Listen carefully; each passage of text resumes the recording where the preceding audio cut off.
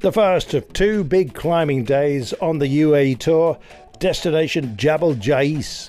And after the time trial, a welcome return to the road, not least for Mark Stewart, the man in black. And of course, our leader, Brennan McNulty, after a superb time trial. Well, the wind was blowing lightly but expected to pick up out in the wide open countryside. A long stage as well, this, with a climb at the end of it. A total of 176 kilometres, and with the southerly tip begging echelons and crosswinds, we were in for some drama, not least at the very end of the day. Two intermediate sprints with points up for grabs therein, and when they rolled out, there was one man who found himself in the break almost automatically. The man in the black jersey, Mark Stewart, was up the road, first with Sylvain Dillier and later on with Jonas Rickert, after the first break had been caught.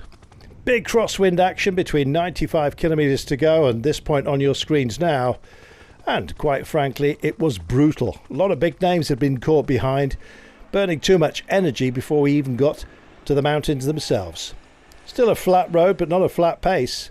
We were hitting 65 kilometres per hour on occasion with tailwinds and crosswinds thereafter. It really was exhausting to watch, and this was not nice to see either. Adam Yates going down and going down hard. He wasn't alone, but he was the worst affected. He got back upon his bike. We were worried. We were wondering about the pecking order within UAE Team Emirates. Would Yates be the supported rider, or the leader Brennan McNulty, or perhaps Jay Vine? They had plenty of choice. I love you. One option for this man, Mark Stewart. She says hi. My day's done. One of which was to send greetings back to his girlfriend back home. Guaranteed that black jersey, and maybe more. He was looking for points as well. The big point of the day was the big climb at the end of it, and driving hard were UAE Team Emirates in this battle of attrition before we got to the top of the peak. Well, the pace slowed dramatically, and a lot of the fast men will be back in action for stage 4 were kicked out of the bike. 14.9 kilometres from home, there'd been several rolls of the dice. But who would have the killer blow? That was the big question.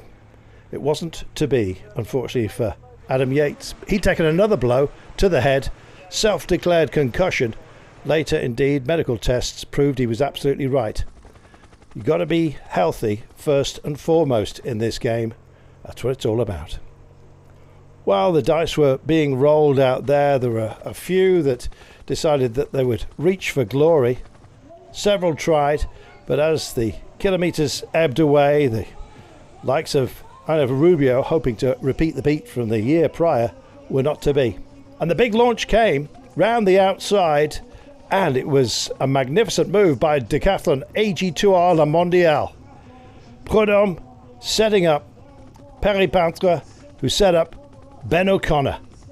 What a team, and what a flyer. When O'Connor went solo around about the Flamme Rouge, he was not to be caught.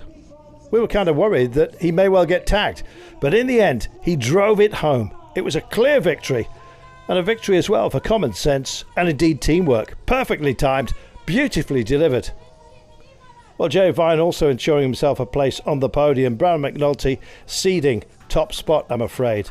And so the jersey handing over to his teammate. Overall, Jay Vine leading, but what a win that was. Brilliant work by decathlon AG2R La Mondiale, and what a gutsy performance by Ben O'Connor. Taking his moment absolutely impeccably.